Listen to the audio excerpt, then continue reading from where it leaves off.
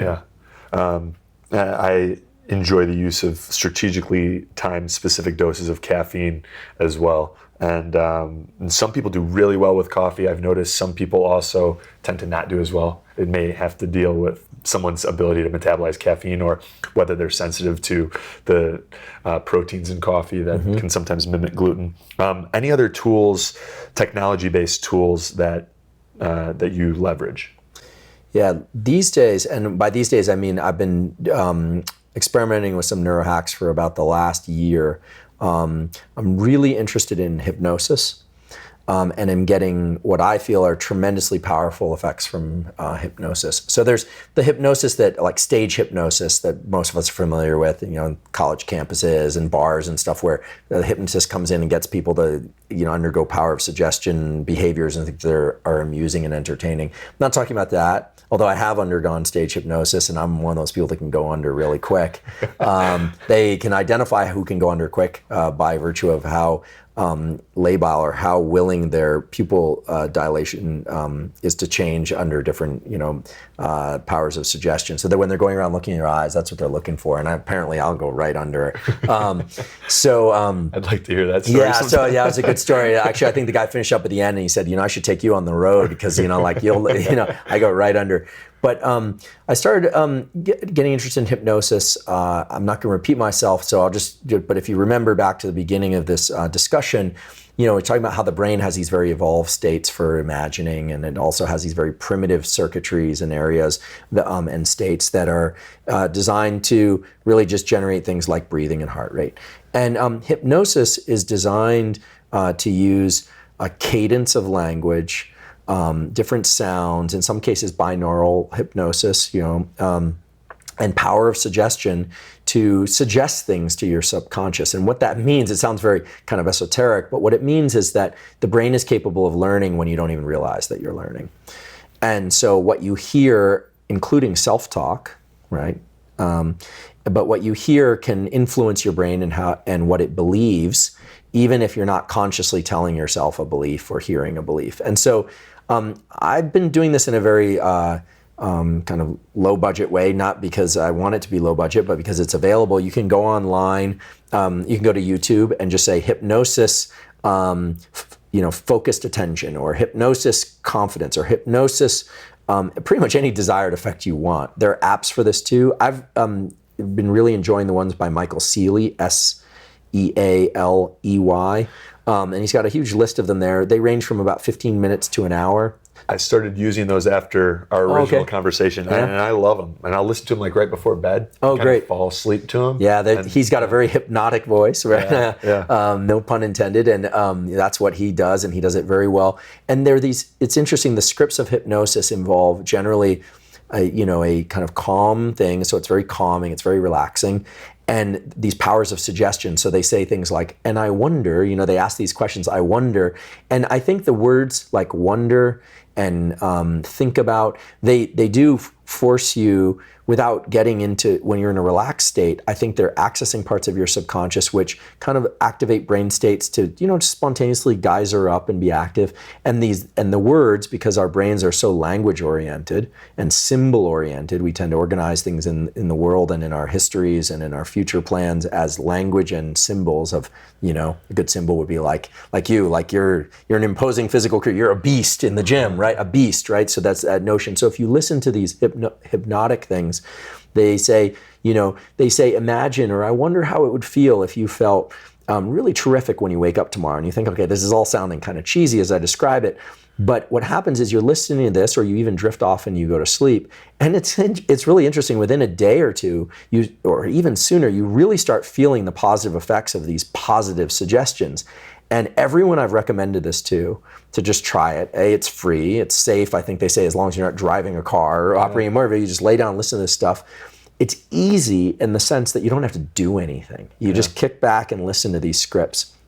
And everyone I've talked to has come back and said, oh my God, this stuff is really powerful. In fact, some of my, I don't have clients, I don't coach people in this domain, but some of the people I kind of mentor and help out with this stuff, and family members and friends, have said, this is really powerful. It feels like high potency medicine, if you will, and all the effects are incredibly positive. So I've been working with hypnosis. I'm very interested as a neuroscientist in what the underlying mechanisms are. Very little is actually known about the mechanisms of hypnosis, but for those of you that don't care about mechanism and just want something that works, you want to enhance your learning ability, your cognitive ability, you want to be more creative, even overcoming mental blocks for phobias. Yeah, it's incredible. Quitting smoking, changing a behavior like that, super addictive behavior. You look at the literature, doesn't work for everybody, but hypnosis is actually really powerful for getting people to change negative, stop negative behaviors. So there's really something there. And I think in the next 5 to 10 years, we're going to discover exactly how that works. There's no reason why we couldn't do that. And there are plenty of behaviors people want to change, and there are plenty of behaviors in the positive and negative direction. And hypnosis is an incredibly powerful tool. This is like, to me, hypnosis is like the resistance training of mental performance. And I think more people need to be going to the gym, so to speak, and doing hypnosis. Yeah. I've really been enjoying the Michael Seeley audios that you turned me on to, so I thank you for that. Some other ones, so you're flying out to Mykonos, Greece later this month, and you're going to be speaking at the Biohacking Awesomeness Fest event there that Mind Valley puts on. And when I attended A-Fest 2 years ago, I was introduced to Omvana, their application, and it's a meditation application. And what's cool about it is the one that I use most is actually Vishen's 6-phase meditation, and he walks you through 6 different levels of meditation that has to do with you're doing some goal setting where you project out 3 years into the future and the things that you want to achieve, and then the things that you want to do that day that will help you to create that desired end result, and you get yourself into a state of gratitude, and you he walks you through each of that time-space thing again, right? It is, and Vishen does a great job with that meditation. And what's really cool about Omvana is you can say like, all right, here's the meditation I want to listen to, and I want to couple that with an alpha wavelength to help entrain my brain into a meditative state. So I can listen to Vishen's meditation, and then I can combine that with a variety of different background sounds and binaural beats to just enhance the overall experience. So that's one that I like a lot. That's the Omvana with that Mind Valley, the Omvana application by Mind Valley. I'm gonna have to try that. Yeah, I'm super excited for Awesomeness Fest, and it's an honor to be invited out there. You've got great people like Dave Asprey and other people who are speaking. I'm super excited.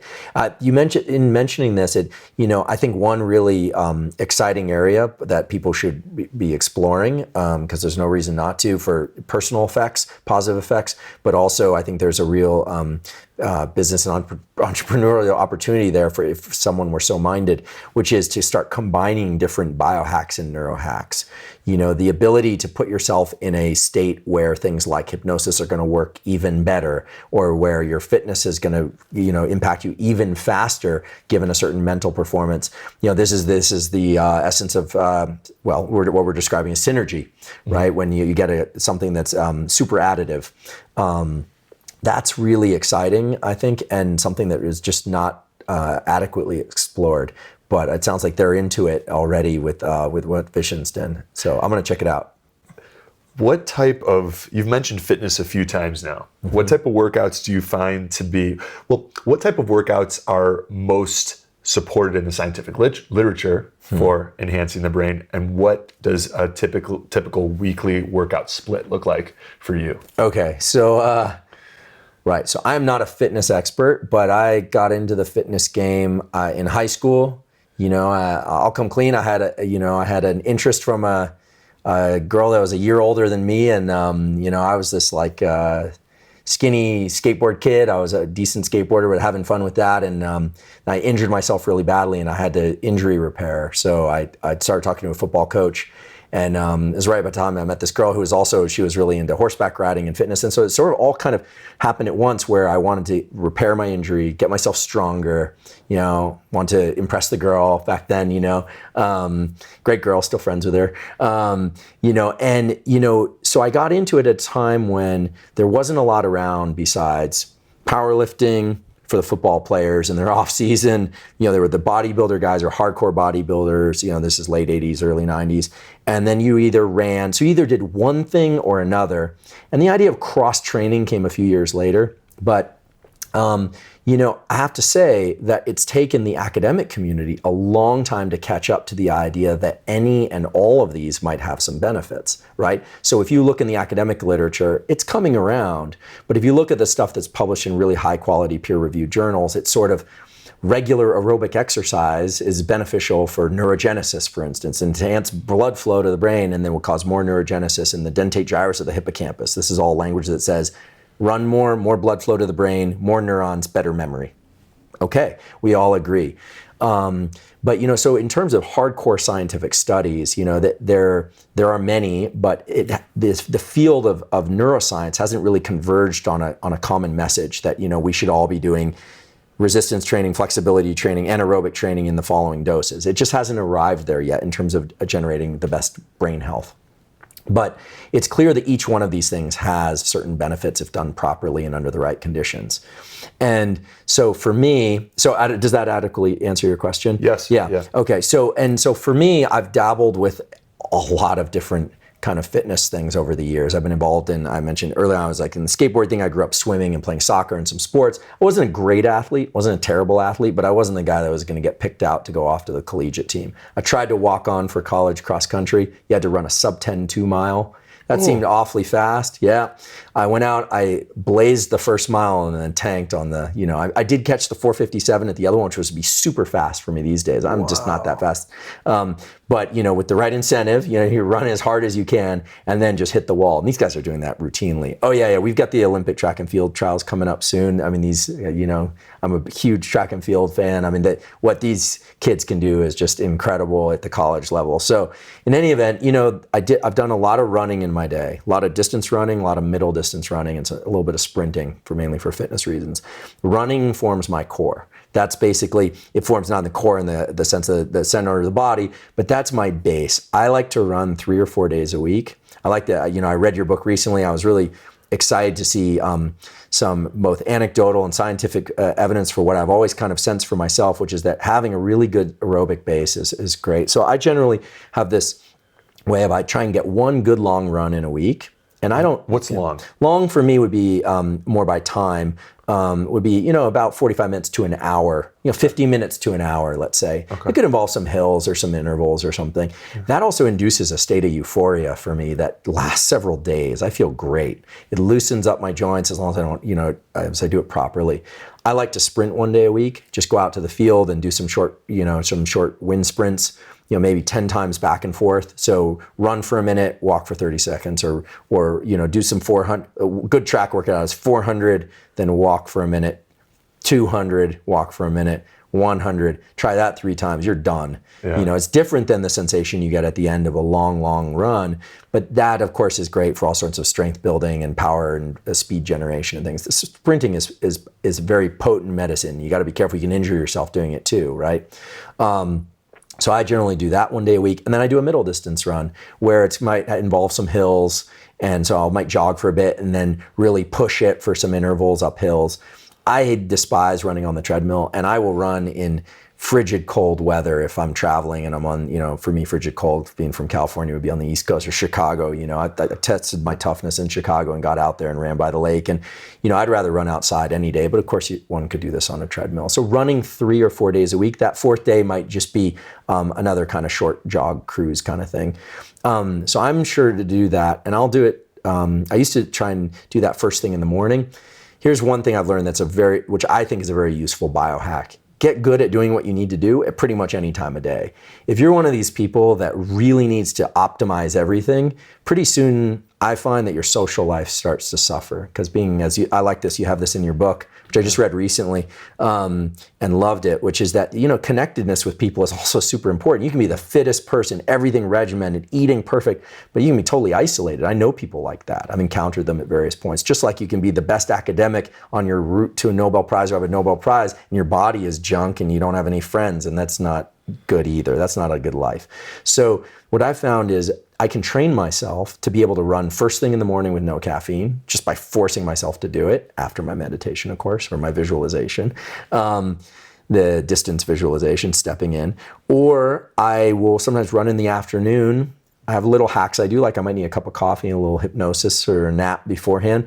But getting good at doing things whenever and wherever you can is really useful, especially as you get to be a busier adult, or if you have family needs and these kinds of things. Sometimes you're stuck in traffic. You're gonna miss your run and get home and not do your run. Come on, like it's like, there are people that have to engage in activities like firefighters and military. They have to do it or else people die. So if they can do it, you can do this without the death component.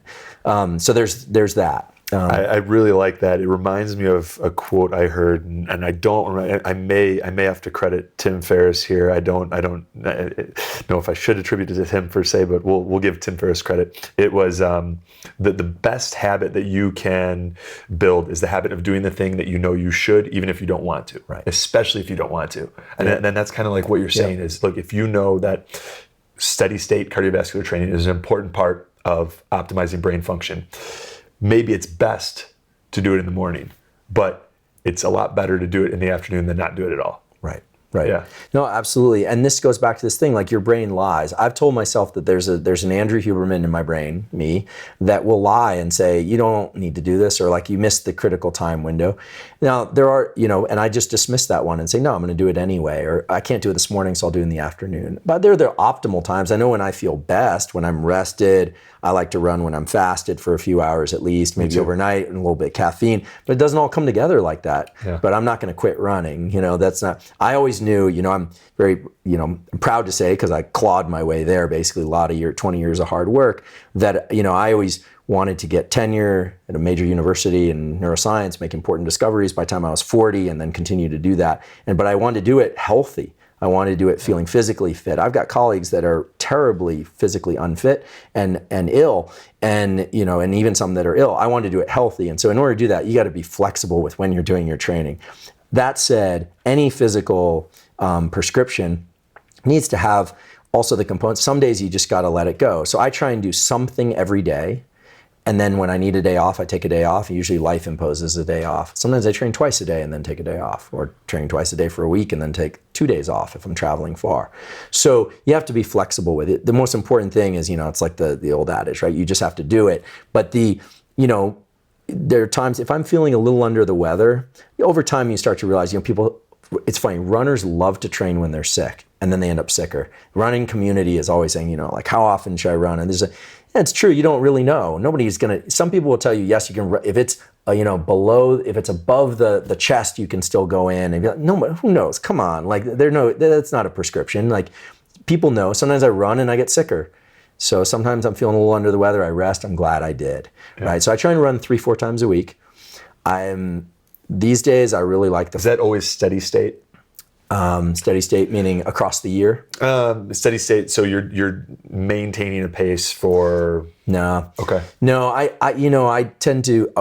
One thing, I don't like the headphones in when I run, unless I'm listening to music. I like to go into a kind of subconscious drift. I'm using those running states also as a way to, have, like I said before, to repeat myself intentionally, to have thoughts or ideas kind of geyser up. If I'm listening to a podcast or an audiobook, that's really cognitive-y stuff. It's engaging a different part of my brain. I want to kind of let things go during those runs, but that's just me. So I'll do during the long run, it's pretty steady state. Okay. And then during the sprints, it's pretty focused. It's sprints. It's, sprint, walk. And during the medium run, I'll usually do some jogging warm up, and then the faster run. And then slower, and then faster. I like to run in the hills, in the East Bay Hills where I am, but anywhere I like the hills because they're sort of a natural speed work enhancer. When you get onto the flat, you feel pretty beastie. Yeah. So that feels good. And then I definitely include nowadays, and I think everyone should, regardless of age or stage, 2 days of flexibility stuff. I try and stretch out the hip flexors for me. Taller folks, if you're 6 feet or above, the hip flexors really kind of take it. My knees have always been pretty healthy. So I'm grateful for that, knock on wood. I'm really into feet exercise. If you want to be a strong runner, this is like the secret of Olympic sprinters. One of their many secrets is get strong feet. So you pick up things with your feet. You want your feet to be strong. So you get your arches real strong. Treating your feet like little hands. Yeah, and that harkens back. Yeah, exactly. Big hands, and that harkens back to my first injury, the sort of first debilitating injury. I spent a lot of high school 1 year in a cast and couldn't do much from a broken foot that I broke 3 times because I just kept going back out there too early. And that was a skateboarding injury. But so I've always done some flexibility training that can be done at home, or yoga classes are fun. And, you really want to be, humbled. You take a hot yoga class. And I actually like the heat. I think there are benefits to the heat. I think there's heat-induced neurogenesis. Within reason, heat can be very powerful. And, I do some resistance strength training. Usually 2 days a week for me is about enough. I'm a slow recoverer. I recover slowly from resistant weight training. These days I'm really into the body weight exercise things, but there's so much out there now. I could go on for an hour about what I'm doing lately, but let's face it, in the last 2 decades, it's just been this explosion of information. Like I just heard the great stuff about gymnastic strength training. I forget the guy that's, that stuff's awesome. I'd love to be able to do that. I haven't tried it yet, but I plan to. The gymnastic, I think they call it gymnastic body strength training, something like that. That stuff's really cool. I'll get in there and do my, my chins and my dips and my curls and my deadlifts and do all that stuff. I'm not interested in being super, super big or super strong. I'd like to be really decently strong, a really good runner, like to be able to run up mountainsides feels good at any moment. That's my criteria. Can I run up that mountainside? Yeah. The answer is still yes at 40, probably faster than when I was 35 or younger, so it must be doing something right. And the flexibility is useful for all this. So there are great strength training protocols out there, but I'm not obsessed with size and strength. I generally do that 2 days a week. So 2 days flexibility, 2 days strength training. These could be doubled up on the same days.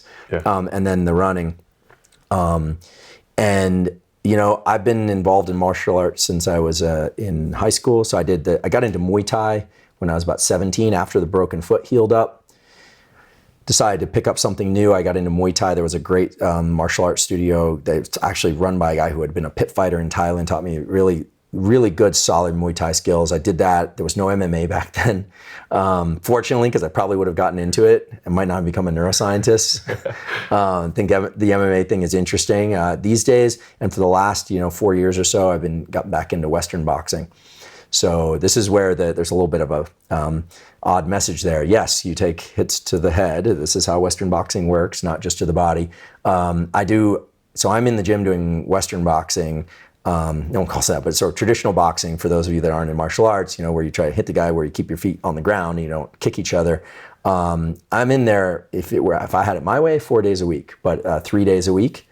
And that means skipping rope, shadow boxing, line work, heavy bag work, double end bag, good, if there's a good coach around, holding mitts, and I'll spar. And I've been sparring for a couple years now. Now, is there serious risk to sparring? Yeah, absolutely. I mean, there's a lot of data out there that, especially all this stuff about football and the NFL, and that's incredibly dangerous, right? It's clear that these guys are getting like repeated cognitive deficit and depression and things from all that traumatic force injury. It's the very highest level, huge guys running at each other full speed. Boxing, for me, it represents a trade-off, right? I don't ride a motorcycle, but I box. That's one reasoning. I also don't drink alcohol, but I box. So, and the alcohol thing is just a personal choice. It's not nothing about ethics or anything. But, what I will say from what I do find very powerful about martial arts from a neurohacking perspective, whether or not it's Western boxing, karate, kung fu, or taekwondo, or any number of things, jiu-jitsu, is there's something very powerful and useful about getting into a state where you have an elevated level of adrenaline, the sort of where you ought to engage, or any normal nervous system, untrained nervous system, we'll say, would engage the fear response or panic response, and then being able to calm your breathing. Yeah. This is probably the essence of the Wim Hof method of going into cold and then consciously controlling breathing. I've think that whim stuff and what I've experienced through martial arts, where you're in a fear state and then you ought to be in a fear state because someone's trying to hurt you, you're in combat, and then you adjust your cognitive state to be able to, by focusing on your breathing, to stay focused and calm and be able to react to stimuli in a way that's not panicked but is very deliberate, slipping and missing punches, counterpunching, evading, advancing and so forth, attacking. Allows you a sense of cognitive control and neurophysiological control that's just unparalleled. And so for me, I'll take the trade-off. Now, am I in there with headgear? Absolutely, right? I'm not an idiot. Am an amateur? I don't have any aspirations of becoming a professional boxer. I have great admiration for the sport. Do I recommend people send their kids or run out and start, sparring even with headgear? Not necessarily. It's a calculated risk that has to be determined according to the individual. There are a lot of ways to engage this adrenaline fear response and then control it, something like Wim's methods. Incredibly interesting guy, right? I'm sure many people or most people have heard of him, but God, walked up Everest and Kilimanjaro in his shorts and bare feet, because he's clearly tapped into ways to suppress the panic response, and that has tremendous carryover to lots of areas of life. Yeah. And as an academic neuroscientist, are people shooting at me regularly on a daily basis? No. Do I have a lot of acute stress? No, not really, right? I'm not a firefighter. I'm not going into a blaze. There's a lot of chronic sort of low-level stress that surfaces by being a citizen of society nowadays, and by work and the demands of all these things. So those are the hacks for me. Those are the physical exercises. I need to box or do some martial art or some skill-based behavior. Over the years, that might transition into, who knows, maybe I'll pick up a new skill where there's no punching involved, jiu-jitsu or something. But in the meantime, it's very important for me that I have a skill-based training, and that I'm running, and that I'm doing some strength training, and that I have some degree of fitness. Just like it's important to me to have a relatively calm state, but that I'm in touch with my creative side and my productive side. So, I think this is our duty as human beings, is to be connected to one another and try and maximize how our abilities in all these different domains.